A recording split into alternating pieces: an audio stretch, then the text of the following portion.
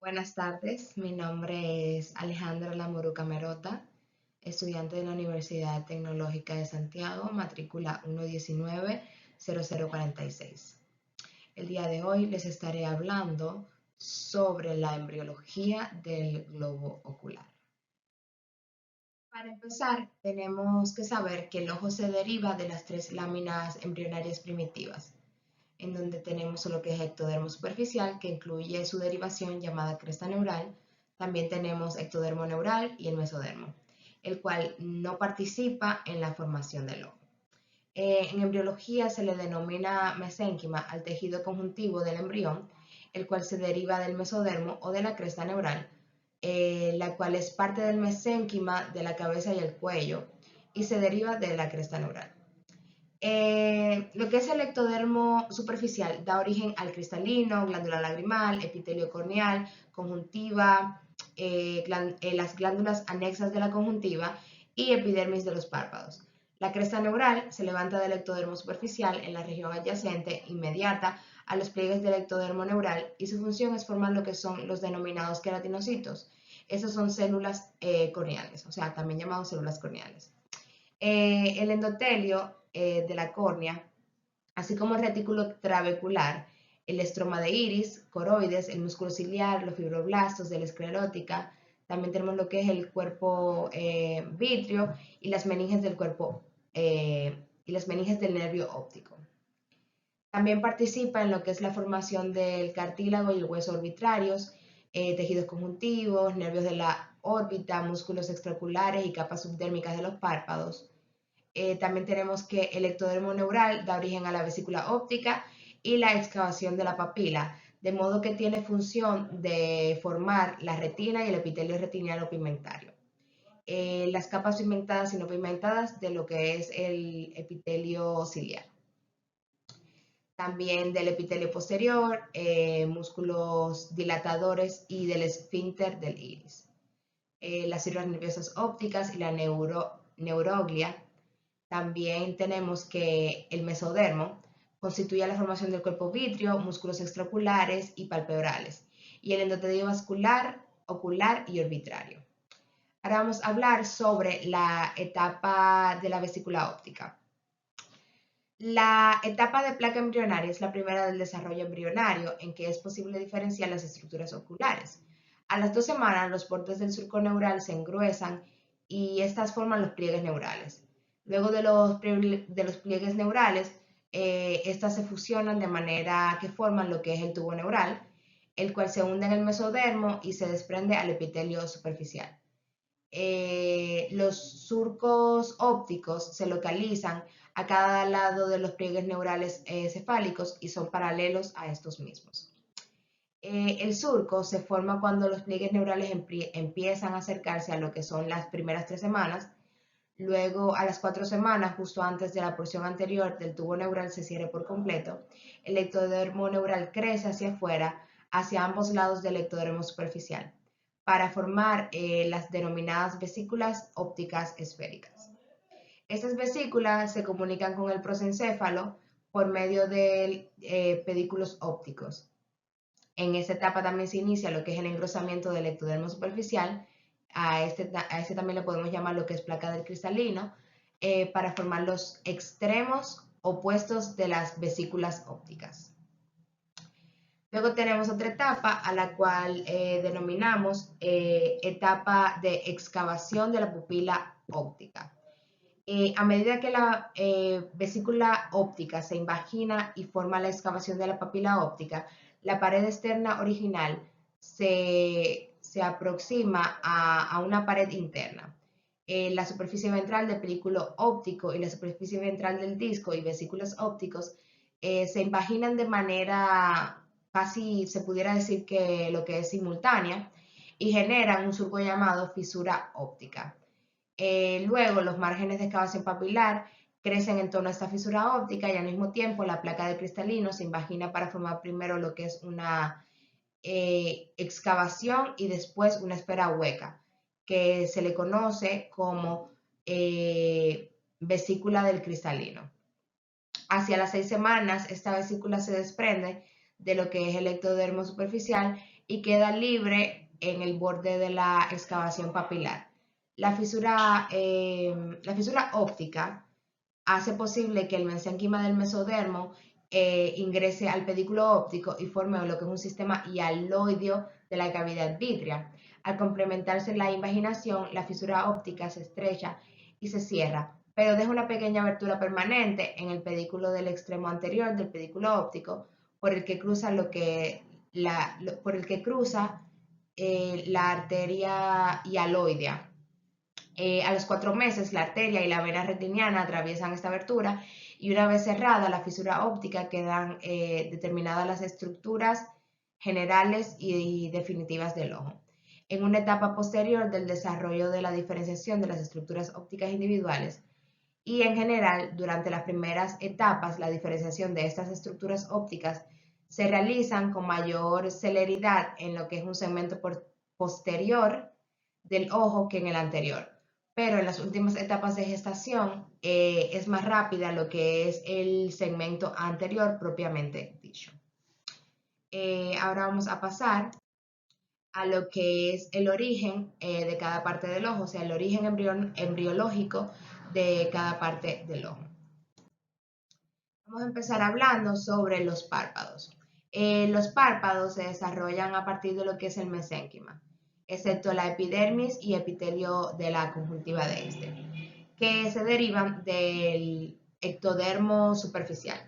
A las 6 semanas se ven por primera vez lo que son las gemas palpebrales que crecen frente al ojo, al que llegan y con el que se fusionan hacia las 8 semanas aproximadamente. Se separan durante el 5.º mes y las pestañas con las glándulas de meibomio y las otras glándulas palpebrales se desarrollan como brotes a partir de lo que es la epidermis. Ahora vamos a estar hablando sobre el aparato lagrimal. La glándula lagrimal o aparato lagrimal son glándulas lagrimales accesorias. Estas se desarrollan a partir del epitelio conjuntival en el sistema de drenaje lagrimal, donde encontramos conductillos, saco lagrimal y también encontramos lo que es un conducto nasolagrimal. También se derivan de lo que es el ectodermo superficial y se desarrollan a partir de un cordón epitelial sólido que queda entre los procesos maxilar y nasal de las estructuras faciales en lo que es el desarrollo. Este cordón se canaliza justo antes del momento del parto. Ahora vamos a estar hablando sobre la esclerótica y músculos extraoculares. Estas se forman por condensaciones del mesénquima que rodean la excavación papilar y son identificables hacia aproximadamente las 7 semanas. El desarrollo de estas estructuras está muy avanzado hacia el 4.º mes y la cápsula de tenón hace su aparición en torno a los músculos rectos hacia las 12 semanas y a los 5 meses ya está totalmente completa. Ahora estaremos hablando sobre el segmento anterior. Esta porción del globo ocular se forma por la invasión de células mesenquimatosas de la cresta neural al espacio formado por el ectodermo superficial y la vesícula del cristalino, que se ha separado de este mismo. Estas tienen un ángulo anterior en el que se forma a partir de una condensación residual del mesénquima en el borde anterior de la excavación papilar. Ahora vamos a estar hablando sobre el cristalino. Poco después de que la vesícula queda libre en el borde de la excavación papilar, a las 6 semanas, las células de su pared posterior se alargan y se invaden hacia una cavidad vacía y al final la llenan. Esto pasa a las 7 semanas. Alrededor de la 6ª semana, lo que ocurre es que las células del cristalino secretan una cápsula hialina. Las fibras secundarias ecuatoriales del cristalino se alargan y continúan con su crecimiento bajo lo que es el epitelio capsular, el cual se conserva con una sola capa de células epiteliales cúbicas y se coloca bajo la cápsula del cristalino. Estas fibras se unen para formar lo que son suturas lentioculares, que se complementan o se completan hacia las 7 semanas de gestación. Cuerpo ciliar y coroides. El cuerpo ciliar se forma a partir de la misma extensión anterior de la excavación papilar, que genera el epitelio del iris. Solo se pigmenta la capa externa, el músculo y los vasos ciliares se derivan del mesénquima. A las 3 semanas y media, más o menos, una red de capilares que rodean lo que es la excavación papilar empiezan a desarrollarse para formar lo que es el coroides o la coroides. Hacia el tercer mes, los conductos venosos intermedios y grandes de la coroides ya están desarrollados y drenan hacia lo que son las venas y vértices, que son las vías de salida del ojo. Ahora estaremos hablando sobre la retina. La retina es la capa externa de la excavación papilar. Esta se mantiene como una lámina sencilla y se convierte en un pigmento epitelial, o sea, se convierte en el pigmento epitelial de la retina. La pigmentación inicia a las 5 semanas y la secreción de la capa interna de la membrana de Bronch empieza por la semana 6 aproximadamente. La capa interna de la excavación papilar realiza lo que es una complicada diferenciación que da lugar a las otras 9 capas retinianas. Esto sucede con lentitud a lo largo de toda la gestación. Hacia el séptimo mes, la capa celular más externa contiene lo que son células bipolares, amacrinas y también células ganglionares, así como fibras nerviosas hasta el octavo mes, y la región macular es la más gruesa, o sea, es más gruesa comparada al resto de la retina, pero entonces es la principal en el desarrollo de lo que es la depresión macular.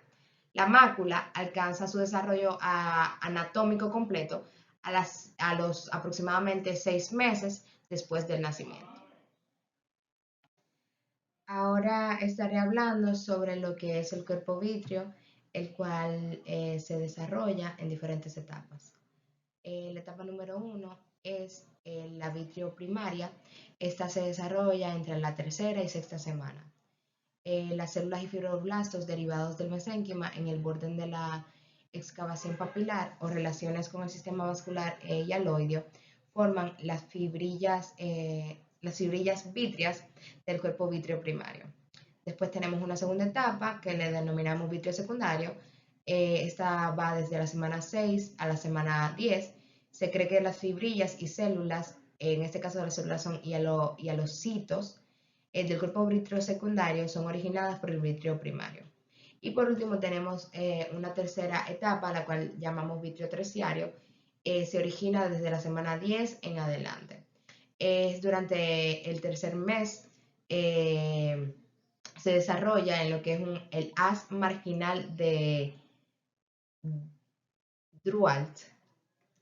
No me acuerdo mucho de esa parte, sobre el haz marginal de Drualt, formado por condensaciones fibrilares que se extienden desde el futuro del epitelio ciliar hacia lo que es una excavación papilar que va a la parte ecuador del cristalino. Ahora vamos a hablar de lo que es el nervio óptico. Los axones de las células ganglionares de la retina forman una capa de fibras nerviosas. Estas poco a poco van formando lo que es el pedículo del ojo a las 7 semanas y luego el nervio óptico. Los elementos mesenquimatosos entran por tejidos circundantes para formar lo que es el tabique vascular del nervio. La mielinización se extiende de manera periférica hacia el ojo, desde el encéfalo hasta el nervio óptico, y al nacimiento ya llegó a lo que es la lámina papirácea, Este proceso de mielinización se completa hacia los 3 meses de edad. Vasculatura. La vasculatura del ojo está dada por arterias ciliares largas que brotan de lo que es el sistema hialoideo a las 6 semanas y hacia las 7 semanas se anastomosan con lo que es el círculo mayor del iris, o sea, se unen al círculo mayor del iris, alrededor del margen de excavación papilar. La arteria hialoidea da origen a lo que es la arteria retiniana central y también a sus ramas. Esto pasa a los 4 meses. Los primordios brotan lo que es la región del disco óptico y se extiende poco a poco la retina periférica hasta llegar a lo que es la serrata a los 8 meses. Al mismo tiempo se desarrollan las ramas de la vena retiniana central al octavo mes, el sistema hialoideo y también está atrofiado este por completo. Ahora, por último, estaré hablando de lo que es el crecimiento y desarrollo del ojo, en donde estaremos hablando sobre globo ocular, córnea, cristalino e iris. En relación con el resto del cuerpo, el ojo es mayor al nacer, pero en relación con su tamaño final, que se alcanza entre los 7 u 8 años, es comparativamente menor. El diámetro anteroposterior de este es de aproximadamente 16.6 milímetros en promedio. En el neonato, la córnea es de tamaño relativamente mayor que el volumen que éste tiene en el adulto, el cual se alcanza hacia los 2 años de edad. Esta estructura es más prominente que en el adulto y su curvatura es mayor en la periferia que en el centro. Al nacer, esta estructura es de forma más esférica que en las etapas subsiguientes de la vida y por tanto tiene un mayor poder de refracción, lo que sirve para compensar la cortedad del diámetro anteroposterior del ojo. Además, crece durante toda la vida a medida que se agregan nuevas fibras a su periferia, lo que va aplanando. La consistencia de la sustancia del iris cambia durante la vida. Al nacer se le puede comparar con un plástico suave, pero en la edad avanzada adquiere una consistencia de vidrio. Esto se debe a su gran resistencia y a su manera de modificarse para formar lo que es una acomodación en las personas de edad avanzada. Al nacer, el estroma anterior del iris tiene poca o ninguna pigmentación, pero el epitelio, sobre todo la capa posterior, está muy pigmentado. Sin embargo, los reflejos luminosos del estroma dan un color azuloso a los ojos de la mayoría de los lactantes. El color del iris se determina más tarde por la pigmentación y el grosor del estroma. Y el grosor de este, algo muy importante es que el grosor de este influye en la visibilidad del pigmento epitelial. Hasta aquí mi exposición del día de hoy. Muchas gracias y espero que haya sido de provecho y sirva de mucho.